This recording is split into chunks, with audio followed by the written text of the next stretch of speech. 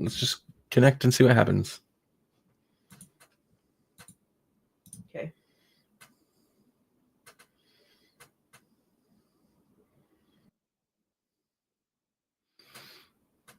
All right.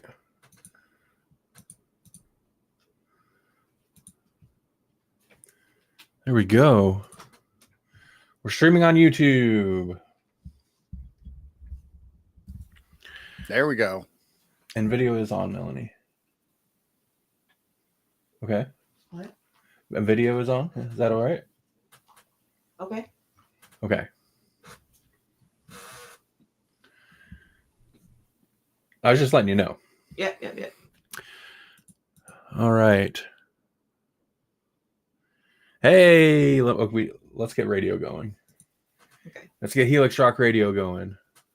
Before we start getting Yeah. That's right. That's right. Before we start getting more excited. Yeah, we gotta save our energy. That next level of excitement. Save our energy because we're old. Yeah, well, that too. Yeah.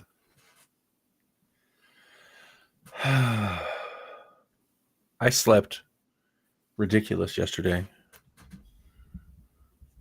Slept Like a lot or a lot. Like not? Slept a lot yesterday.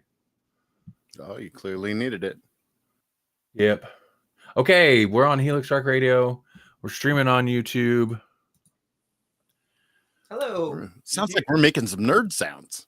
We are making some nerd sounds. Welcome to Grawlix Nights, the Grawlix Podcast live show. I'm Randy. I'm Melanie. And I'm Jesse. What's going on, everybody?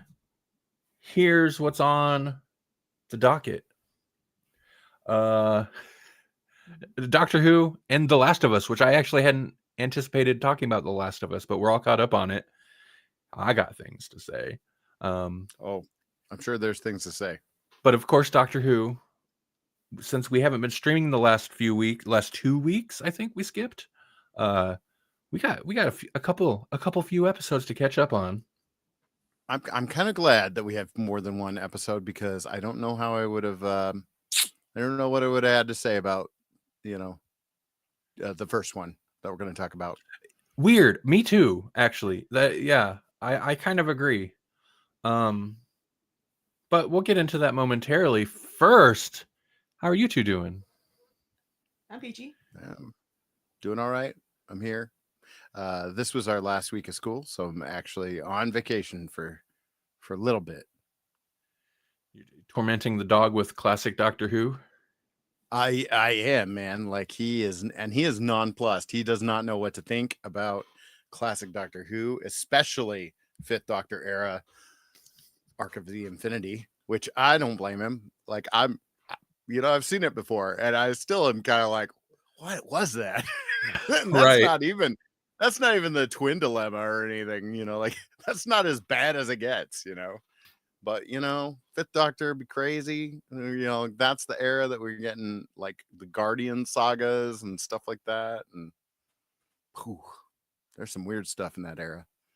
Mm-hmm. For sure. The Guardians, were they the guys with the birds on their heads, right? Yep. Oh yeah. Yep. It's so terrible. It's a terrible design. They made Turlo into an attempted murderer. Right. Yeah. Yeah, no, I pulled up that video because you said it was on YouTube, and I skipped around a little bit, and I was like, oh yeah, Tegan and Turlo. Oh my god, there's so much there. There's Tegan, there's was this Colin Baker as right, Commander Maxwell, right?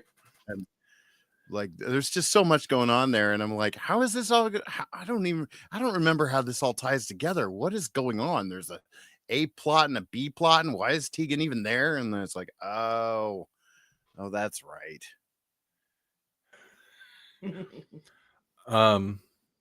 Wasn't I was that like, is this the origin of Tegan? This isn't how Tegan shows up, is it? And it was like, oh no, this is how Tegan comes back.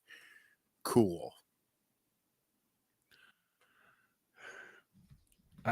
there are people that enjoy her. I guess it's interesting how much she seemed to dislike traveling with the Doctor. Yeah.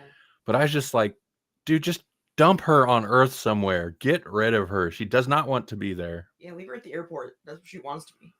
Right. They did that, and then she got fired. Right. She's all happy about it. She's like, fun fact, I got sacked. So I guess you're stuck with me. I was like, what? Why does it mean that? We can take you home. We're in a spaceship. Right. Guess you're stuck with me. Like, no, you're just homeless now. Go away. What were you doing before you got trapped by, a renegade Time Lord? She was still traveling around with people. Yeah. This is like you had enough money to get on a plane and go to Amsterdam.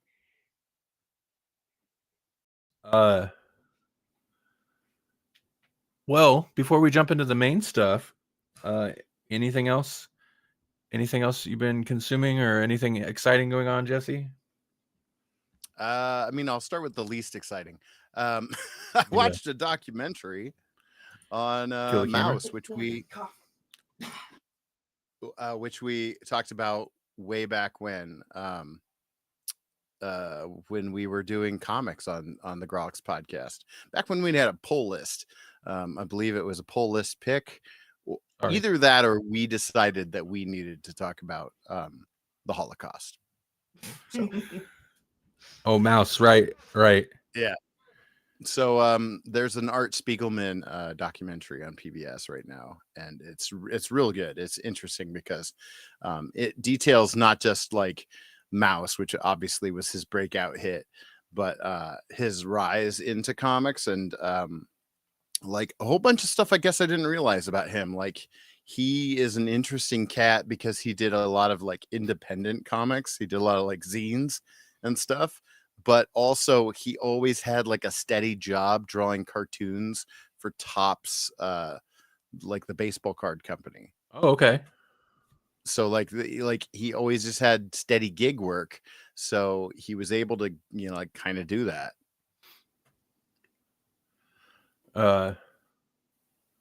This is a documentary. What's it called? Oh, what is it called? It's basically if you look up Art Spiegelman or Mouse on PBS, and I believe it. Like I would just watched it on their website. It was free. I don't know if it's still free or for how long it'll be free before you have to like subscribe to their channel or whatever on something else. But at least because it's public broadcasting, like it's free for a while. So yeah, Art Spiegelman, Disaster is My Muse. That's the one. Okay. It was real engaging. It's like some documentaries is like, oh, okay, I get it, fine, and then you like fade out. But this was one of those where it's like, oh yeah, no, it kept me pretty engaged and interested throughout. Yeah, it's like a true crime one. Yeah, true crime. Yeah, like a podcast that people listen to. Yeah. Right. Well, just know, they're real good at like stringing people along. So like, ooh. Sure, yeah. And after this break, we'll talk about one thing that cracked the case wide open. Yeah, exactly. I kind of feel like the new version of like, oh, what murder is your podcast about? When people find out you podcast, I think the new version of that is like, which alt-right conspiracy theorists do you interview on your show? Right. Because the most popular podcasts, many of them are such garbage. I'm calling them out. Yeah. They're like, what? Who said what? On the dark web.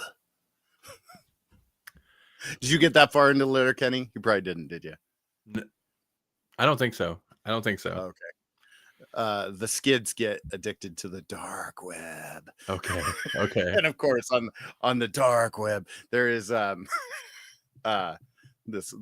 alt-right guy that shows up in Letterkenny and is like, he's like, but they want to change the name of the junior baseball team or whatever to from the Chiefs to something else. And most Yeah, of Leonard Kenny's like, we don't what that's probably all right. That's probably a good idea. Right. He's just floating all these terrible, things, and he's just going to like every part of Leonard Kenny, and is like, but here I am with a couple of true alphas. Sure. Yeah. Hitting every like Yeah. every rage bait talking point. Yeah. He even shows up at the hockey bros, and even they're like, what are you talking about, man?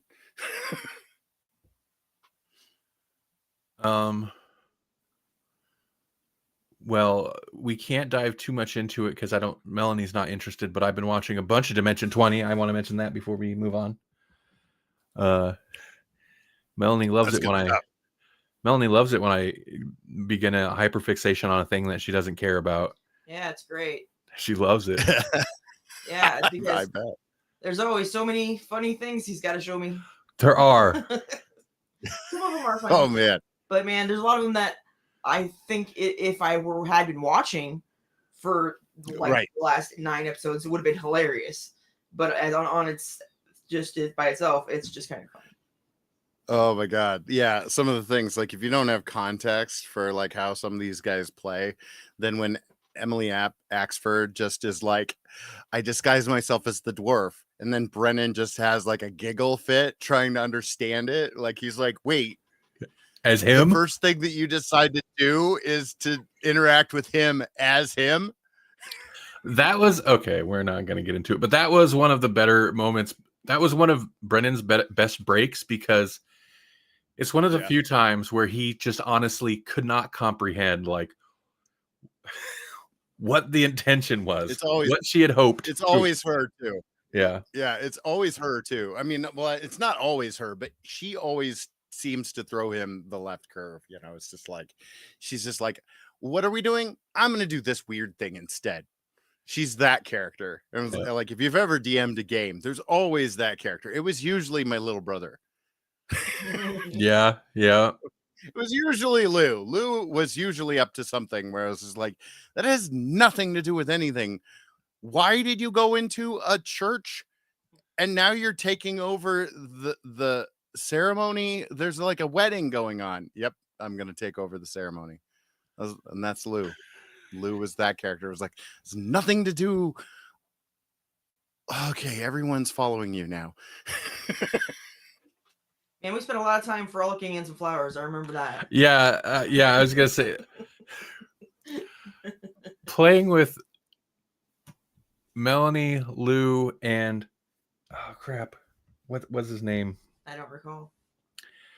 But it was very easy for them to like decide, we're gonna frolic in some flowers and try to befriend some dogs and just random things. It's like, I guess you have a dog pet now. It's gonna go with us. Like, okay.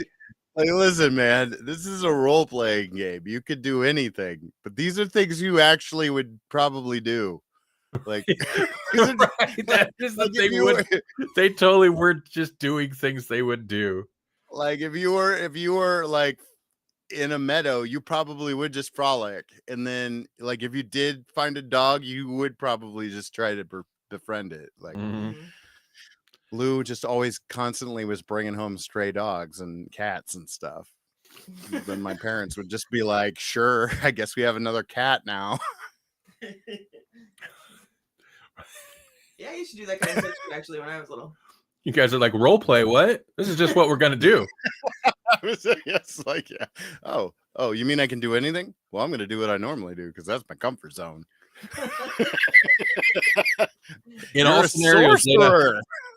scenarios laid out before me, real or imagined, I'm just gonna do what I'm gonna do. I'm just gonna see if there's a cool dog and try to talk to it.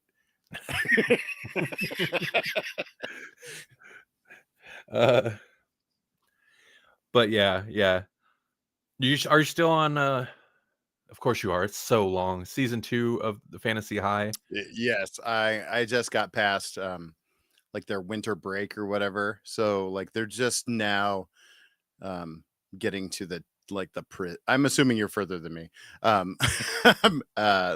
the prison, and they're finally like getting Adine. Like they got to Adine. I'm on that episode. Okay. But she's still in the globe. They haven't gotten her out of the globe yet, but they're there. And I don't know. There's some fun stuff in season 2. I mean, like I said, the whole dwarf thing in Leviathan, the whole Leviathan thing was just crazy. Like watching Fabian just biff it with the worst rolls ever. He starts rolling his dice in a glass of water because it was so bad. Yeah. And he just can't win. That was one of Chumble Down Bim, and that clip of Lou just wigging out. That was one of the ones I tried to force on Melanie. Where he's just like, he's gonna beep in my mouth, like just freaking out. So funny. Oh my god, yeah. I cracked into season 3. I binged through, but season 2 is good, and there's a lot of good stuff. But it does hit some lulls sometimes, just because they went, it's all live stream. They went actual play live streams. And it's like 20 episodes or something. Like it's super long. The last battle, there's no sets. There's like no battle sets in the live stream stuff. So like it's all theater of the mind. So like the regular seasons have those battle sets keyed in. So Brennan's got to get them there. And I feel like season 2, he doesn't have to get them there. They're kind of more winging it. It's kind of more of I'm sure he's got some rails, but like he's not enforcing them very hard in season 2.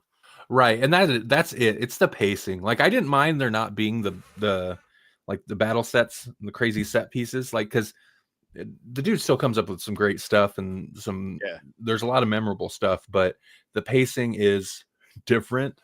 But it's worthwhile. After that one, there's a couple spinoffs that take place between basically sophomore and junior year.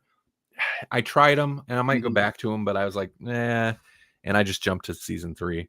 But right, or whatever, year 3. Anyway, yeah, I did like. I mean, like Titan Takedown with the wrestlers. That one is worth it because like there's just like a bunch of wrestlers that have never played D&D except for Xavier Woods, and it's just so obvious because he tries some stuff and you're like, oh yeah, this is the guy that knows what he's doing. But it's interesting to watch them because they're kind of like improv guys, wrestlers have to like react to the crowd and whatnot, so they do pretty well with it. Well, I appreciate, Jesse. I thank you for kind of bringing it to my attention, because I am hooked now. Introducing you to your next hyperfixation. You're welcome. Yep. I recommend it to anybody who likes that kind of stuff because I've never, I know that a lot of people like Critical Role, and I would like to like give it a shot or whatever, but like even the clips that I've watched, I'm like, oh, these guys are good, but I don't know, like they don't hook me. They just don't hook me quite the same way, which is, it's crazy to me that like they're the ones that are the household name, because for my money, the Dropout TV stuff is so much better. And even outside of the role-playing game stuff, like their game shows are funny. Like, like I see clips of those all the time. And I watched one that happened to have Allie Beardsley on it that was recent.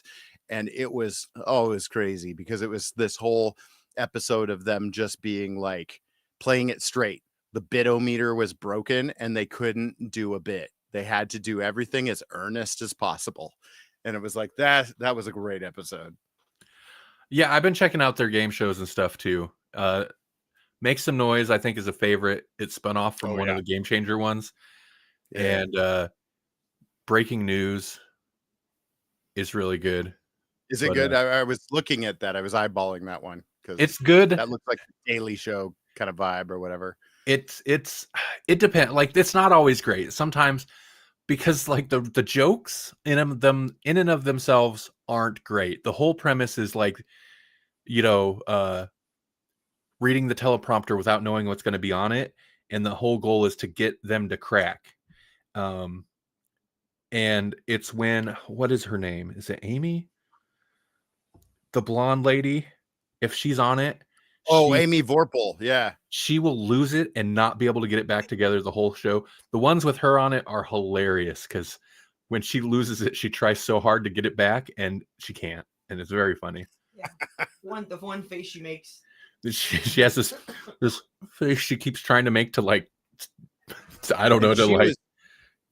She was an Escape from Bloodkeep, right? She was. Yes. Like, yes. Yeah. But yeah, I mean, so far, worth the monthly subscription, and there's really like, it's such a super niche streaming service, which is really weird. But for right now, I'm very entertained. It is well worth it. I'm kicking. Oh yeah. I had reinstated Netflix, and I'm kicking that to the curb because like there's a few things I want to watch on there, but things like $20 now, $20 a month, and I'm over here watching Dropout for hours and hours. Yeah. So pretty good so far. I'm happy with it. Yeah, I would agree. Melanie will be waiting for you in a dark alley. You know, I feel like that's justified. You hate to see it, but right. Okay, moving on. What do we want to do first? Do we want to do Doctor Who or do we want to do Last of Us? Because Last of Us, I don't think we've really talked about this season at all, and we don't have to break it down episode by episode. But all you did was like mention that you guys had seen it, and you left it at that because you didn't want to spoil anything. Which I'm assuming the big spoiler was the thing that we all knew would have to eventually happen if they were following the games at all. Right. I didn't know because I didn't follow the games at all. Right. Last of Us, of course. Anything Last of Us has been kind of toxic online, but it's so funny because I have found people saying like, "Oh, if you're unhappy with it, well, so clearly somebody didn't play the games." But also at the same time, other people are like, "If you're unhappy with it, like you're just comparing it to the games." It's like, well, which is it? Right. Which is it? Okay, well, Jesse, let's do Last of Us. What did you think of season 2 of Last of Us? And I will say, spoilers. Let's do it. I don't care.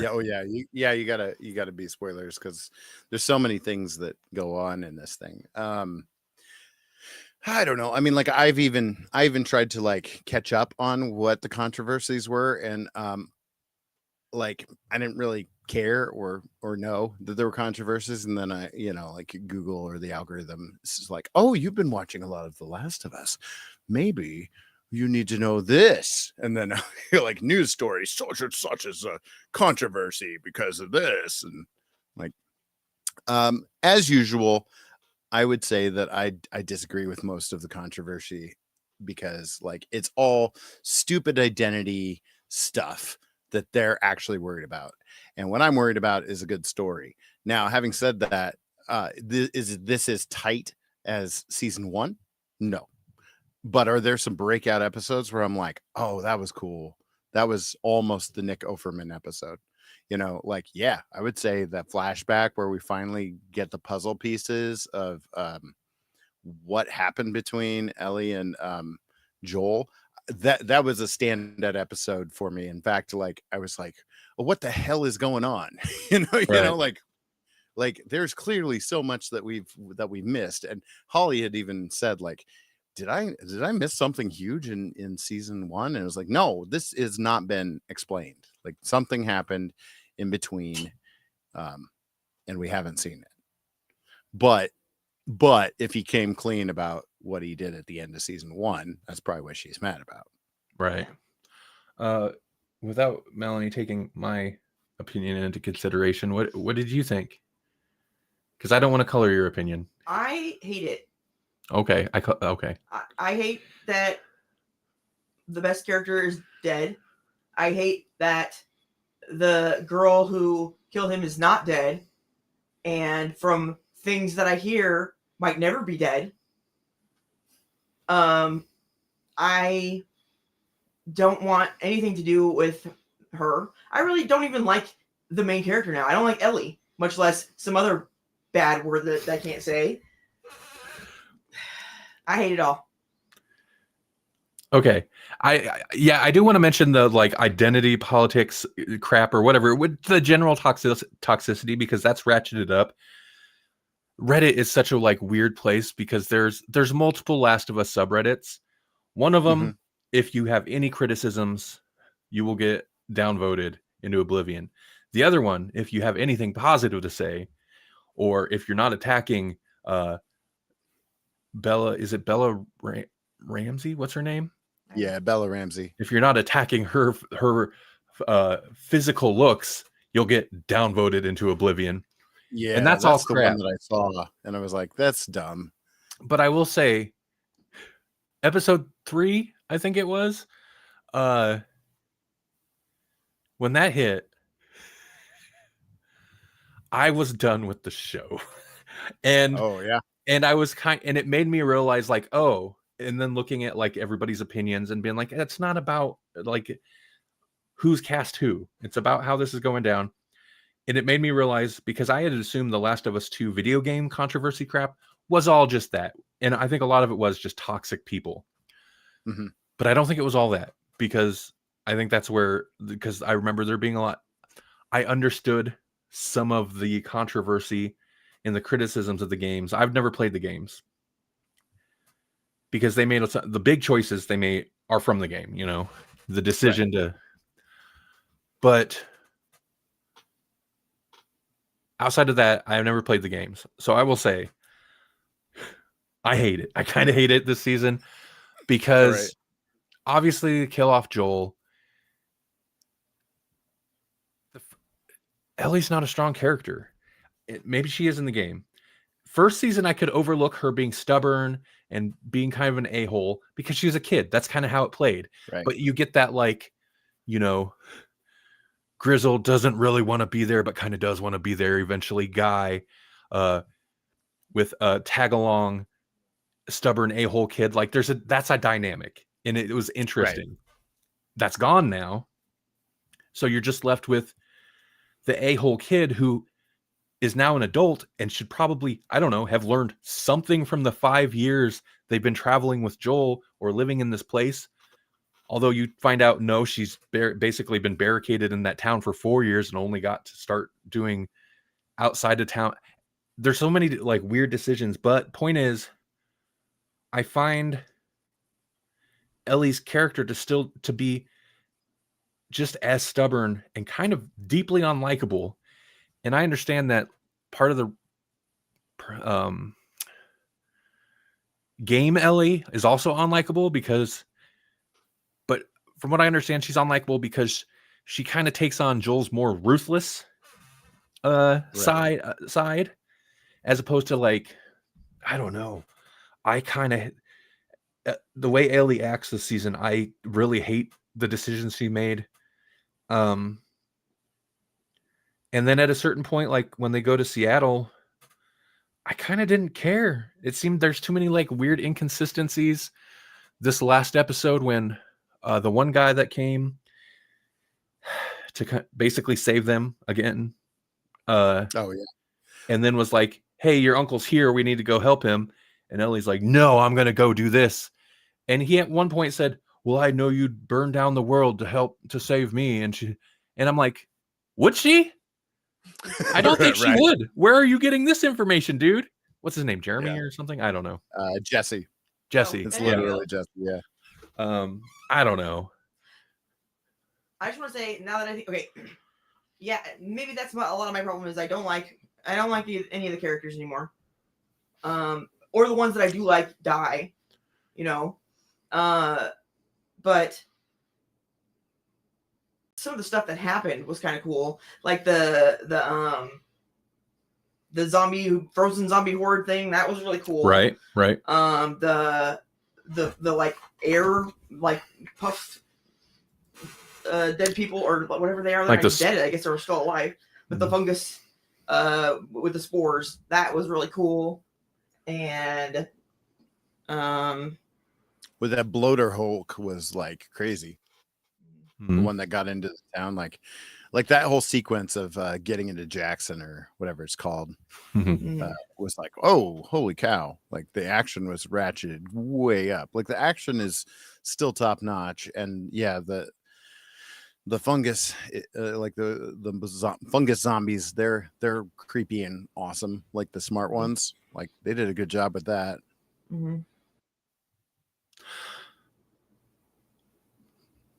Sorry. Go ahead. Two things. First of all, one of the reasons I can't stand Abby is because, first of all, sure, Joel killed a bunch of people, but he didn't torture them. And she did, which makes her a POS in my opinion. I hate her. I want them to kill her. But whatever. But also, I had a point. It had something to do with that. Not with just killing Joel, but or like people. What she was like, he killed the only person who could do this, save the world. Why? Why do you assume that? That's really conceited of you. Why is your dad the only person in the world that can ever do a surgery? You don't think that any other doctor survived in the whole world? You're full of poop, woman. There's probably other people even that are immune, probably somewhere in the world. They're making a cure in China or somewhere, Russia. I don't know. One of our enemy countries.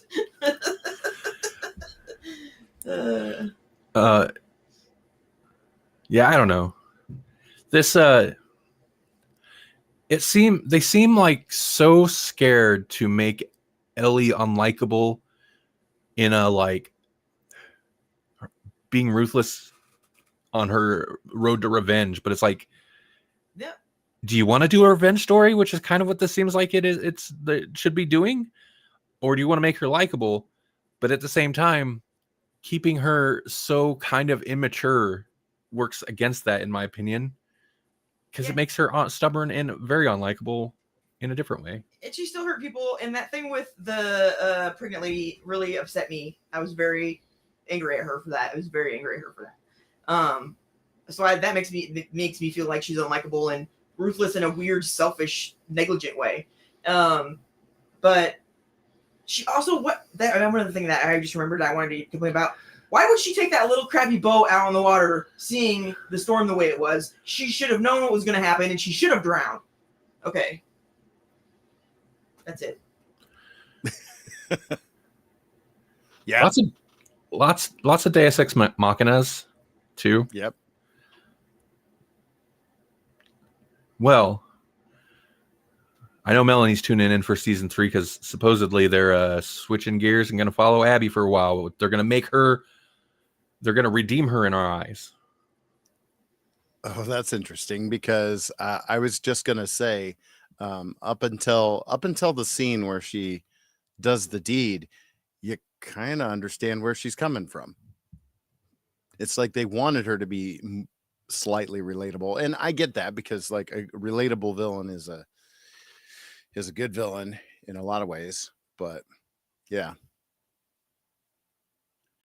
I've seen a lot of comparisons to the game stuff, and I don't think as like attacks on the show as well as like defense of the show, it's like that none of that's really relevant. Like I get it. It's fine if they change things. It's fine if they don't change things, but whatever they did to make it work for more people in the game, I don't think is translating. Or maybe it is. I don't know. There's not a lot of shows that make me go.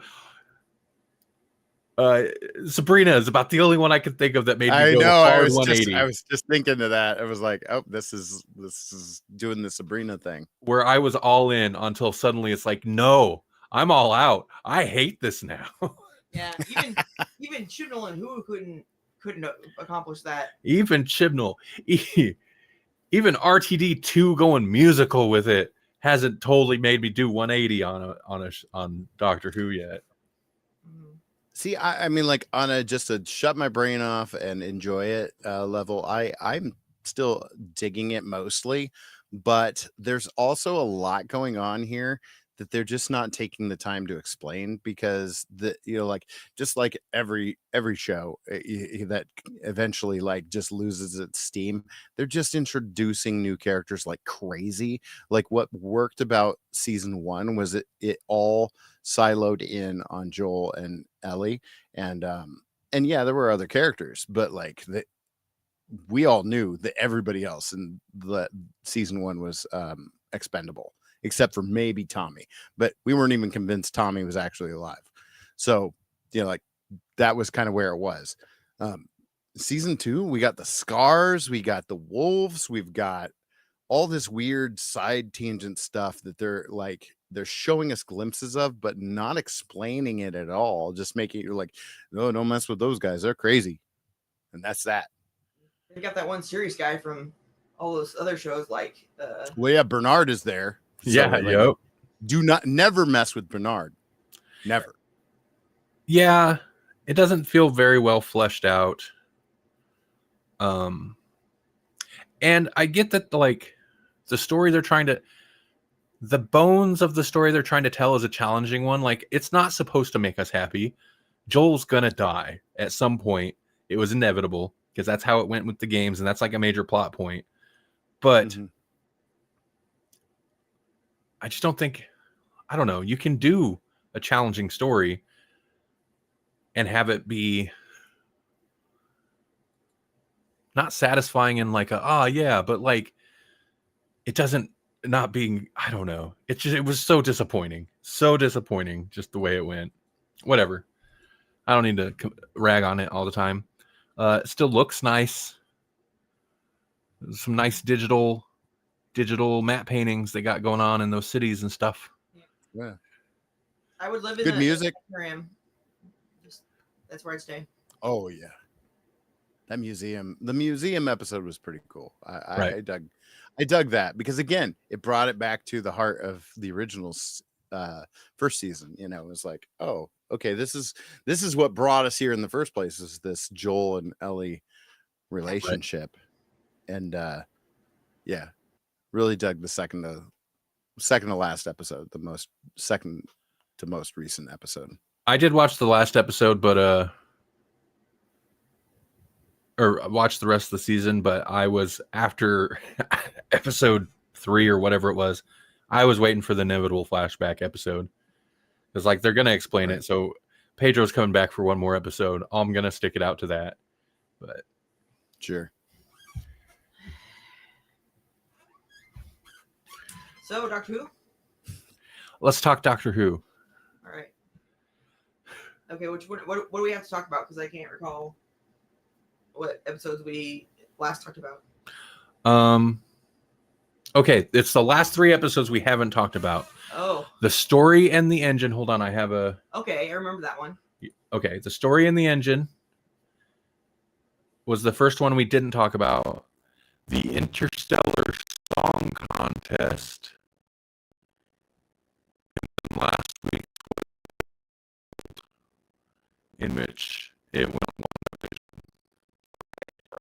It went full on Wanda. It's like, I remember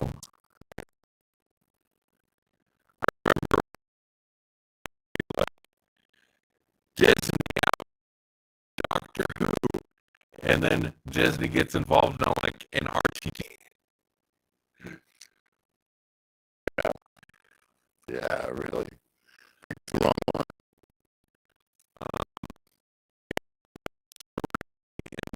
Which I think is you kind of enjoyed that more than maybe I did, Melanie. No, I didn't. Sorry. The character right away. You did. He's like an African. Like all their stories start with him, the spider god, and all this, and all this, whatever. Yeah. But the whole cutting your hair, and he broke back, and all that. Any of the barbershop stuff for it to. I know it's like a whatever, a community place for them to go, but it was not really necessary.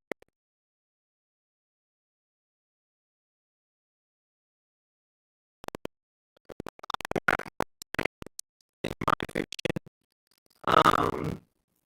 So, you know, I don't care for that. But it doesn't mean, you know, it was the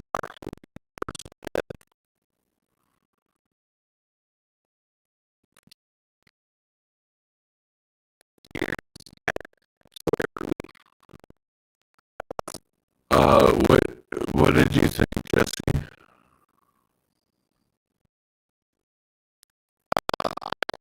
It is one in that getting a little old, but I would a little bait and switch. Hair on pieces got like characters that are specifically sci-fi and specifically Doctor Who, and one of them's like wants to do crazy science experiments, consequences be danged.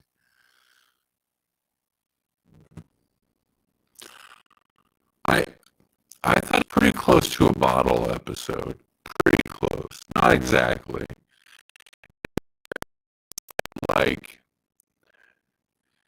felt like a generic Doctor Who episode that I'd be like, okay, that was fine. Like, we're basically in, was alright. Like, it,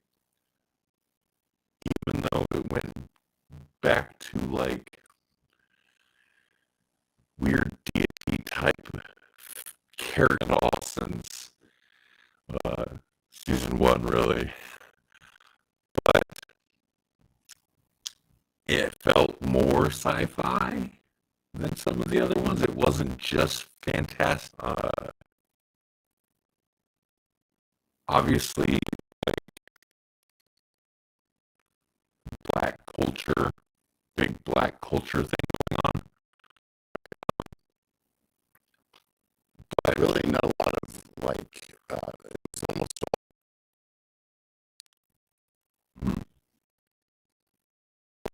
all nurse. Like other than that, it was all people of color, which was kind of cool. Like even the future doctor showing up. But I suppose if we're gonna break canon, use the fugitive doctor, because that was a big canon breaking event, anyways. Where you're like, oh no, we've spent over 60 proving the gods, you know, in just about every other doctor. And now it's like, oh no, I just hang out here, but I win at poker against gods. Oh, okay.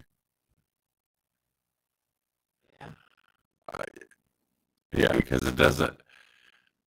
So does the doctor just remember fugitive doctor stuff? Like, I think that they kind of claimed that, but it's like, you know, like it's hard to believe because, you know, like how many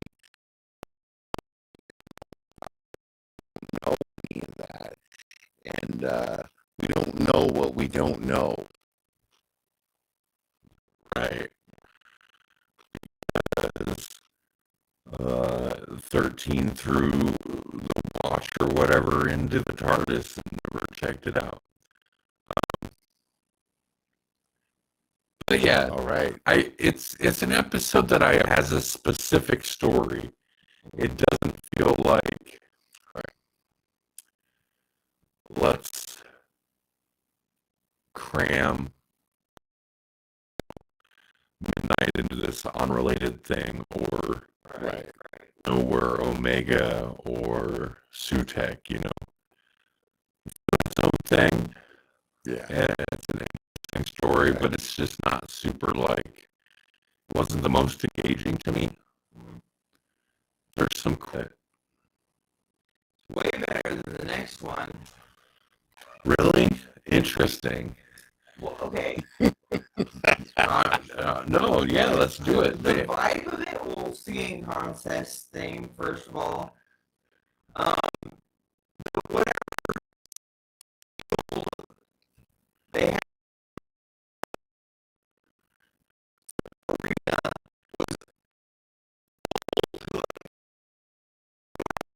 not. It was the Mavity field. They were in stasis, frozen in stasis.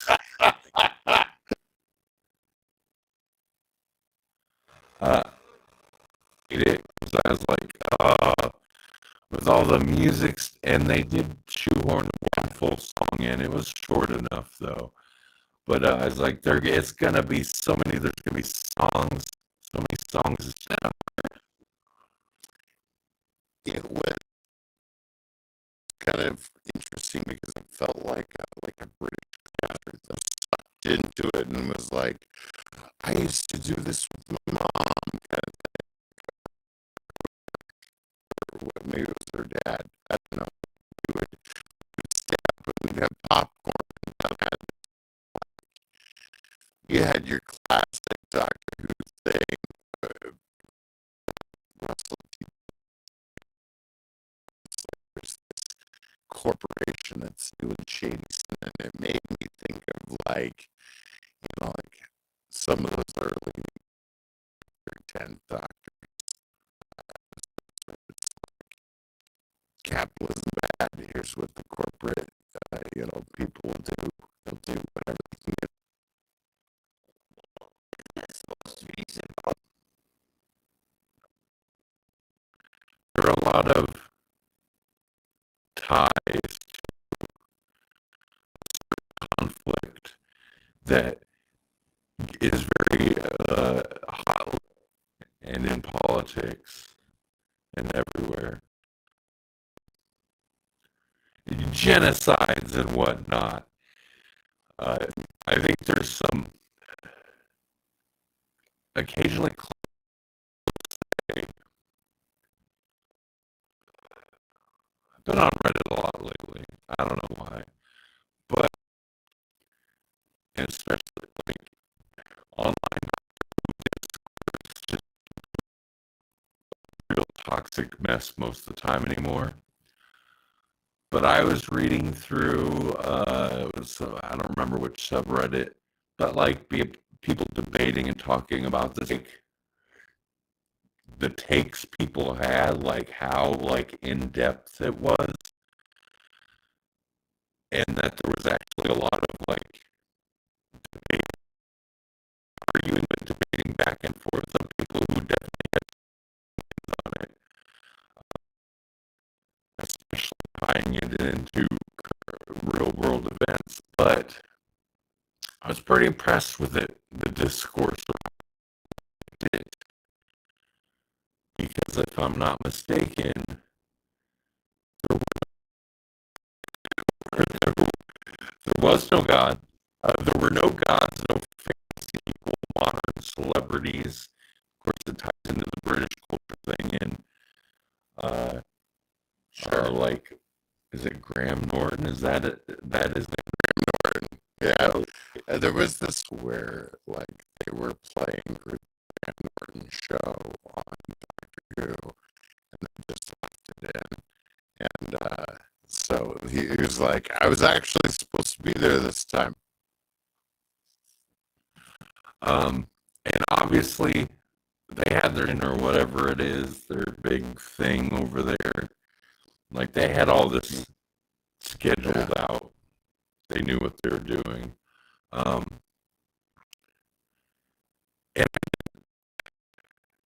And them being able to save everybody. All right, it's all right. Like, No, that was all right. That was all right.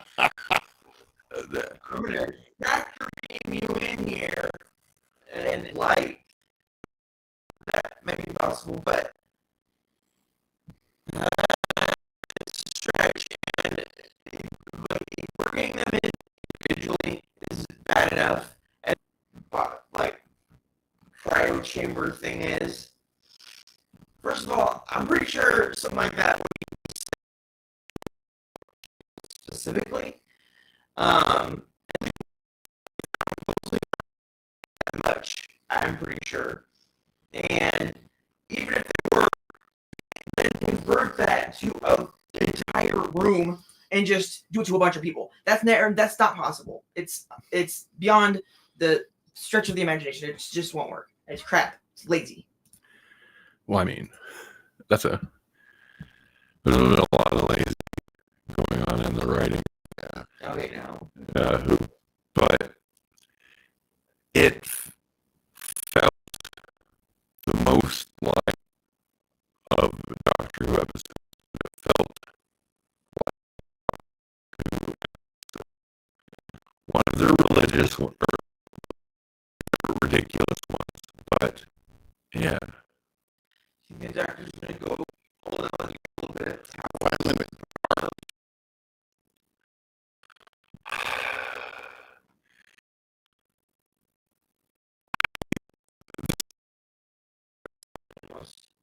He does cry every episode. And I don't hate it. I don't hate that. I'm not one of those. It is a little weird. I find intense things. But you put it there like I was editing. That's not that you're talking about. There's a piece you put ice in my heart. I don't think that sounds how cold his buddy of his.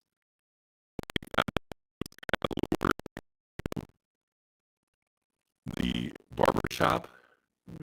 Right. His buddy was like, hey, you're here.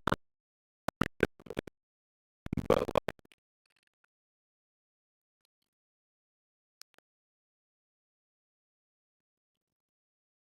Doctor's manic. He's more manic than some of the others, which does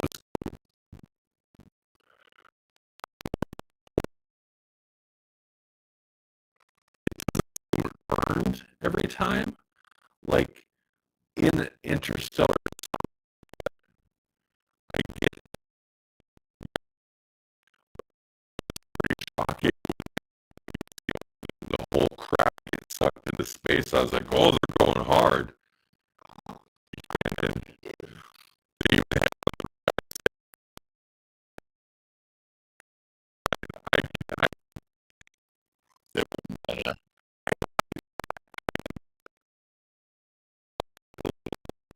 commentary on it.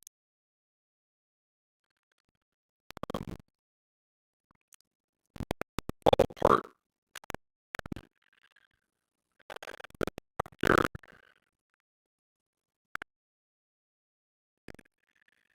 just didn't feel earned his like really mean streak.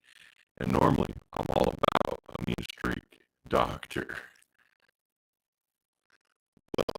Like where this episode really like was with the big like so much going on in this weird one-off episode because he's going dark to the point at the first on-screen return of Ford in like since like the 5 that was the last time like that's and it was and we get the reveal of who Mrs. Flood is and those are both like they're like why couldn't we have seen like later I know they've gotta or have revealed it already like just have revealed it and give us like an episode to breathe and think and then had all Edward and Susan do like that kind of thing. It just was like bang bang and it was like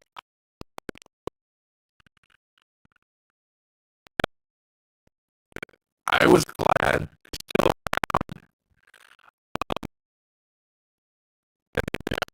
for so mentions, but I wonder how much they're gonna do much the bi generation. I wrote it as like, why one. Is this just how they do now? And maybe claims he's going to play it, but someone had the best retort to that. It's like, yeah, because when he explains things, it makes it's really just a regular lady. She's nobody. She's just a regular lady. It's special. Sunday, whatever it was. I thought it was super interesting. But if like, oh, it's not a special thing. A long time ago to explain why there were so many masters after he died. Right, wouldn't any half of her wouldn't be okay with being Right. right. And they no, I did find it weird. The Mrs. She just doesn't track with the Ronnie vibe, you know. Like, granted, we only have one Ronnie. You know, it's not like the Master where we have multiple.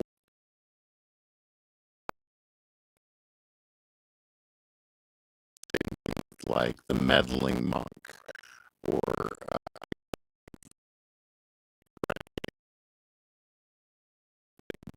that's we got. And then from the whole war. But weird. She doesn't track with the One Ronnie thing I do vibe. appreciate, though, now that it's been revealed, we'll stop getting the random cameos every episode. It's like, oh, not to be reductive, but there's that old lady again. Cool. And they did that all last season with a different lady, but Mrs. Flood still also popped up all the time.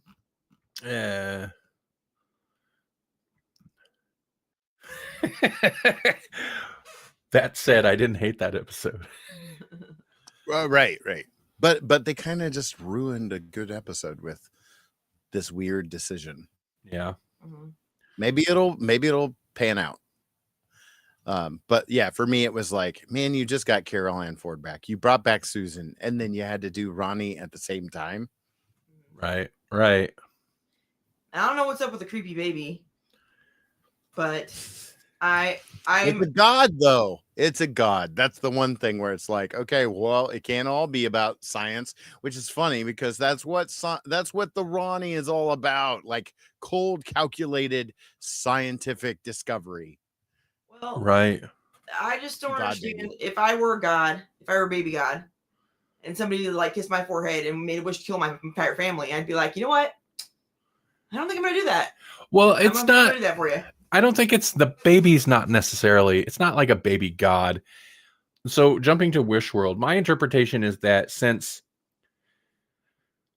fantasy and fiction and reality is all out of whack since the beginning of the last season, or no, before that, since the special, since RTD2, that means some of these stories are true. And if some of these stories are true, that presents potential new weapons, in this case, the form of this child.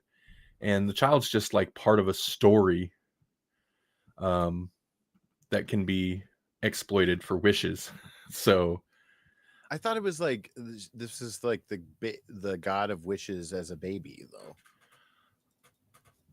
Is it supposed to be a god? I just assumed it was like the baby can there was the story, and since fiction can be reality now, the story happened, and so this wish baby can whatever. I don't know. I thought it was something like he was pissing off the gods, and so there was some way for them to push through the baby to come out, is what I thought was the situation. I didn't think the baby was supposed to be the god, But then Right. that's what ended up happening, I guess. But why doesn't it grow up then? Why is it still Okay, so looking at a wiki, which means it's totally true. Right, of course.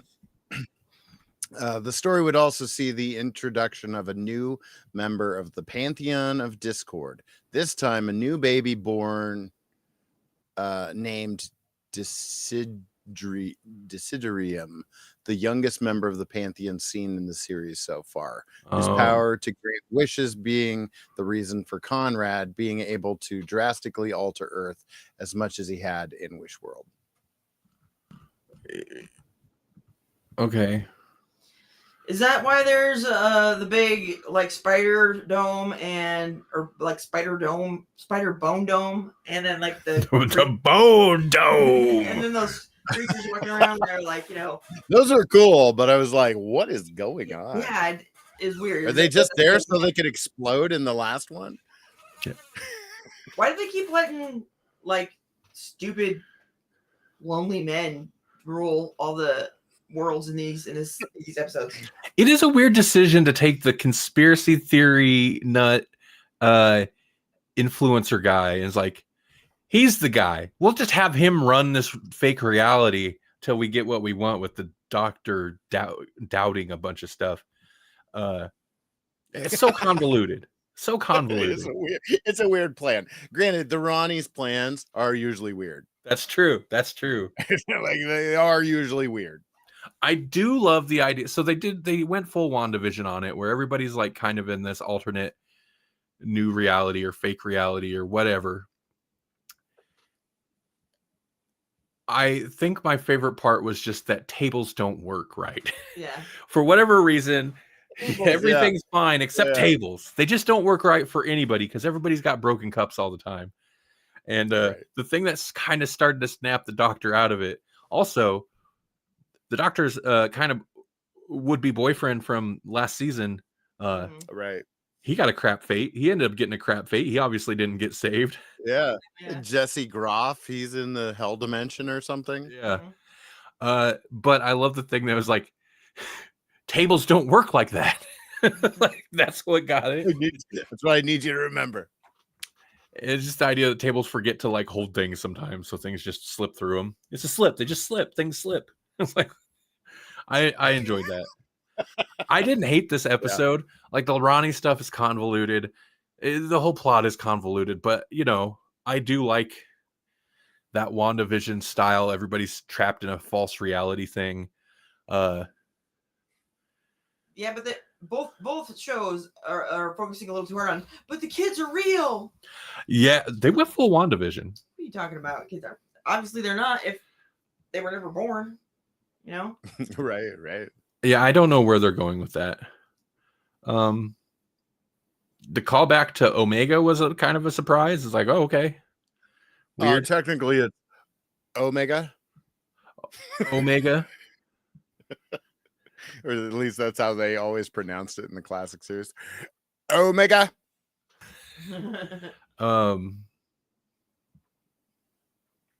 What do you think that is? Callback. That's why I watched the Arc of the Infinity for free Right. on YouTube from the Doctor Who Classics thing that we mentioned several episodes back.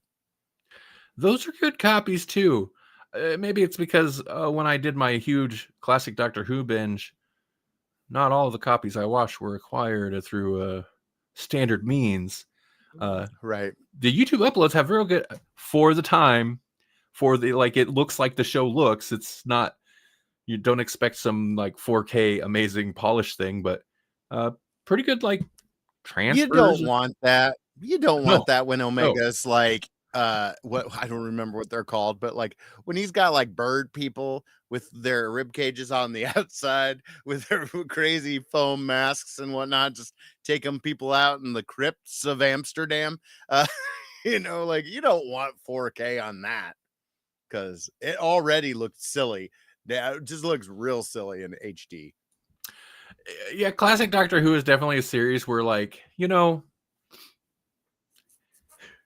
the VHS fuzz of old tapes recorded off TV, maybe that's probably the ideal way to watch some of those. Yeah. Things a Well, little fuzzy. I sent you a clip earlier of like just the like God, the Peter Davison overacting and whatnot, and just like they're all such classically trained theater performers, and they're just like, well, do you have anything else to say? And he's like, I have a lot to say. And then just has a pregnant pause and says nothing. And then they prattle on some more, and then he's just like, well, that doesn't change the fact that you have someone doing bad things. Take me away. He doesn't even say take me away. He just lets them take him away. Like, I gotta get this one dig in quick. Go for it. I have a side tangent. It's not really related, but I was reminded of it and I wanted to share it. We watched some video, and it's a great use of AI, in my opinion, but it took video from, like, I don't know, like right after video was created. Like film? Film, yes, film, my bad. Film was created, and used AI to add frames in because the frame rate was right. off a little bit, so everybody always looks like kind of choppy or moving around. So that it had AI add frames and then like smooth it out, and everything looks so freaking like normal, but like old. It's weird. It's really weird. Yeah, old film. If you take the old timey film look where everybody's sped up because like it's hand cranked, inconsistent, and they were able to not just do the tweening, but also like smooth out the inconsistent timing of things. And when you put old film like that into like a consistent, smooth frame rate, it is a weird, like uncanny valley almost, because it's like you're not used to seeing that old. It makes it look much more real. Mm-hmm. But there's that weird disconnect of like, oh, now it's smooth and it looks like modern video, except it's clearly not. It's like 100 years old. Yeah. Yeah, it's pretty wild. Yeah. But I wish I had a link or something. I think everybody should try it out once. It's weird. What is it with Doctor Who? Because, a lot of the classic series was nonsense. It was nonsense. And a lot of this new series is nonsense. Yeah. And what is RTD doing? Like, he's just like, I don't care if people get any of this. Everyone's like, I never went full Omega. I never went the Ronnie. In fact, I kind of poo-pooed the idea. Or no, that was Moffat who poo-pooed the idea, right? Oh, I don't remember. Did he? Somebody was poo-pooing the idea, like nobody knows who the Ronnie is, and so like it's so funny that like he's been back for 2 seasons now, and RTD's already brought us back Sutek, Susan, the Ronnie, and Omega. It is weird because on the one hand, they're clearly trying so hard to appeal to younger audience, to the TikTok generation, with a little like ridiculous space babies and songs and Eurovision and like just ridiculous meant to be viral clips and stuff like that. Like they're trying so hard. I wish they'd try less hard to appeal to new people who don't watch the show, blah, blah, blah. And then at the same time, bring back Sutek and Omega and the Ronnie and like weird kind of deep cut villains. It seems really strange. Interestingly, though, I was thinking about that the other day because that's kind of like, at least on Blue Sky, a lot of the discourse was around like their insistence on bringing back these old villains. But it's like, yeah, but what are the alternative other than coming up with new villains is the Cybermen and Daleks over and over again. You know what? Right. And he hasn't touched Cybermen and Daleks this whole time. True. Which is weird. I think you should go and find one of the Master's old like layers, and just there would be a bunch of shrunk people, and he'll unshrink them and like take them back to their homelands, and just have like a story episode. Be like, what was her name? Traveled around with them, with Tegan and them for a while. Nissa. Like, oh, Nissa's dad, who the Master stole his face later. Oh no, yeah. That's right. That's what I want to see, because I like Keeper of Traken, like that's etched in my memory. Like that's one thing that I'm hoping we'll get to see out of this finale, and I bet we won't. Is she makes that crack of do you even know where your TARDIS is or whatever, and then like that was one of the things I always appreciated about the Master and the Ronnie. Like the Ronnie just used her TARDIS the way a TARDIS is meant to be, and the Master used he like overclocked his Right. TARDIS. Like he made his TARDIS move like a robot sometimes. Like he just like took that chameleon circuit to that nth degree, and it's like she's clearly got a TARDIS or a vortex manipulator. Yawn. Like she's clearly got time travel capabilities, because we've seen her in all different places. So like in ways that in retrospect, I was just going to say, in ways that in retrospect don't make sense. Like, why is she randomly doing this person's job in the future or whatever? Like, she's the lady. Yeah.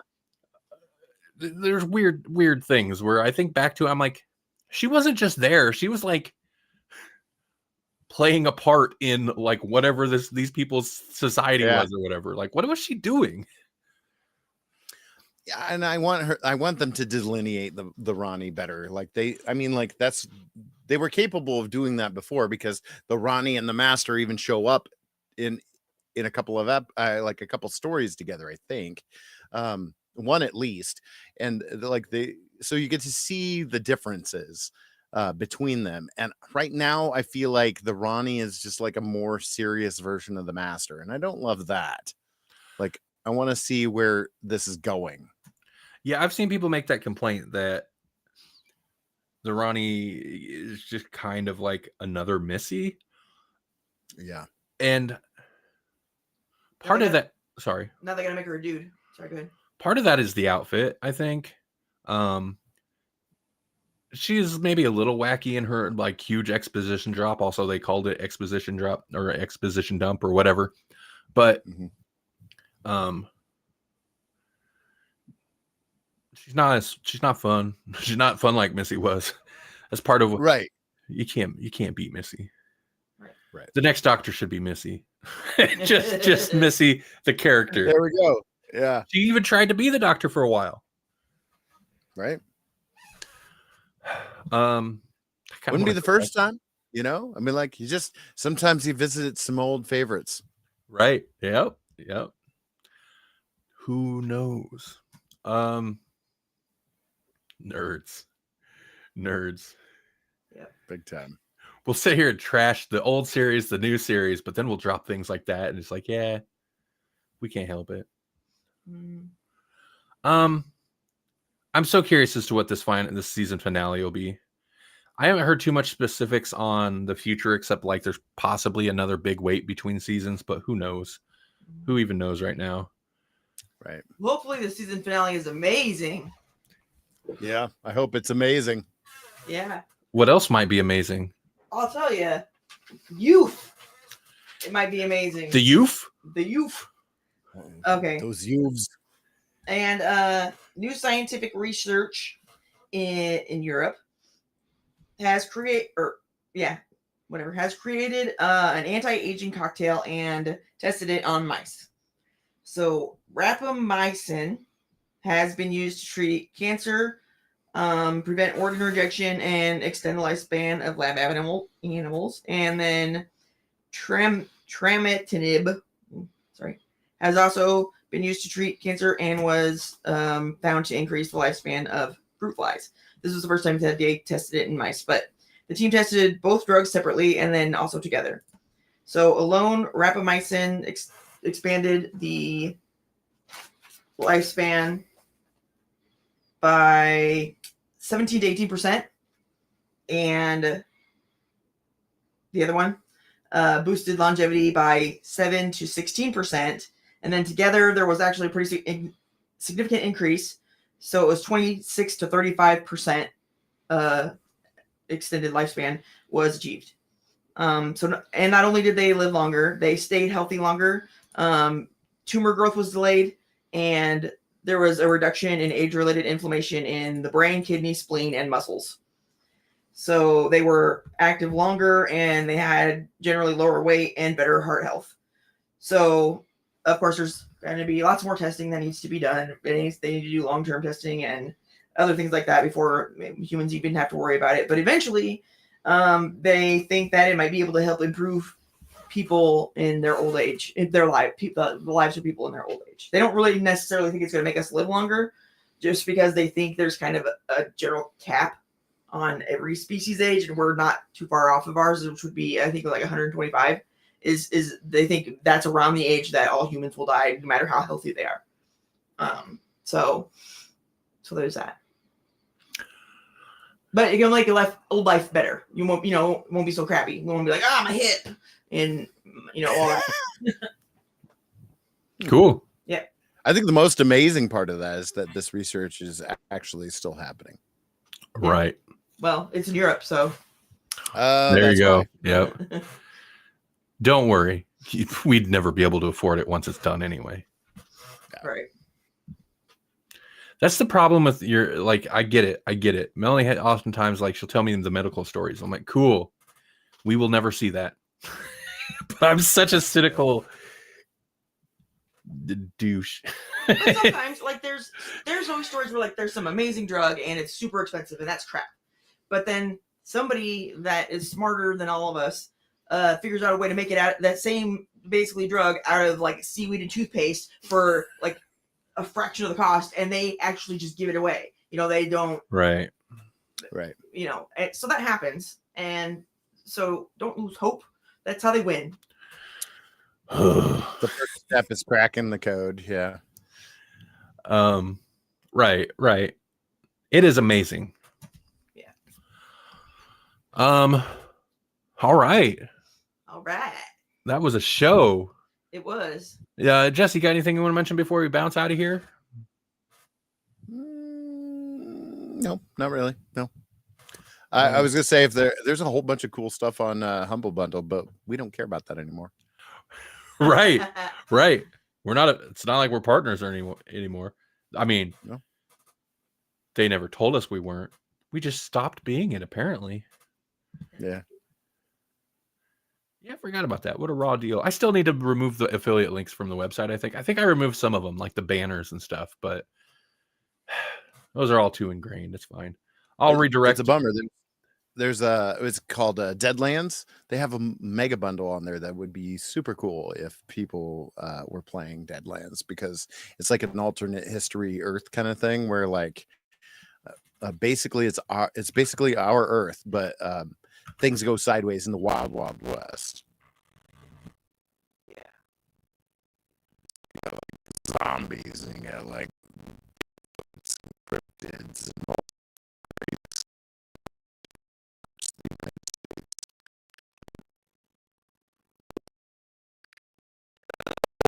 Yeah. Is that east to west or whatever? Yeah. Yeah. East and west. East and west was, like, way in the future with the desert and the balloon god thing. Oh, that was like weird sci-fi western, but it was. That one was super interesting to me. That sounds similar. Exactly. A little farther away. Listen, yeah, we don't need to. Yeah, we don't need to promote Humble, but we still always have cool stuff. There's a Warren Ellis Image Comics collection. Oh, yeah, I saw that.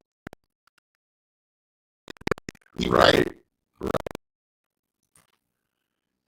He does. All the callbacks, man. Then is what's the other guy? The Saga guy. You read? Yeah. We like him.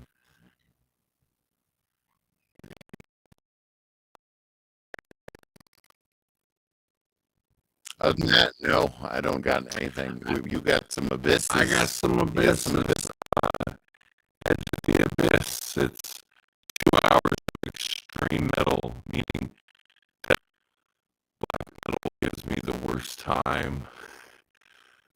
because those names, man, those titles struggle. You don't even have it pronounce them. And have it on a soundboard. I mean, I have a Randall A. Like, punch up the replays occasionally. Like an awful. Right. Not my fault. Whoops, I tried. I mean, right. All night, Friday night, every Friday night, 8 p.m. Central, 9 p.m. Eastern on Helix Rock Radio. That's rockradio.live. Which this has been streaming as well. If we're streaming on Helix Rock Radio, probably it's one because I feel the abyss is one.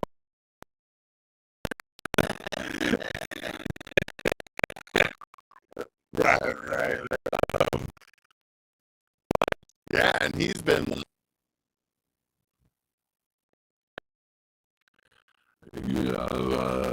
rock radio. Yeah, I've been neglecting my Edge of the Abyss replay duties over there too. Yeah, that's it. Hit us up. Also, electronicmediacollective.com, believe it or not, is still there. It's still alive. Middle-aged podcast switched, like it's the website's up to date. I just switched RSS feeds to make sure everything was current up and rolling like last night. So, this is Monster Mash and just posted something new to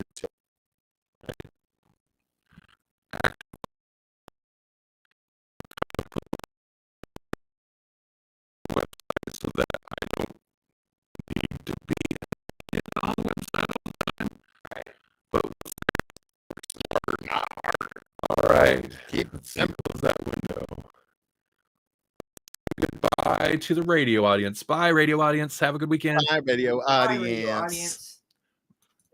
Okay, let's say goodbye to YouTubes. Bye, YouTubes. Bye, YouTube. Have an Omega weekend. Omega. Jesse forever. Jesse forever.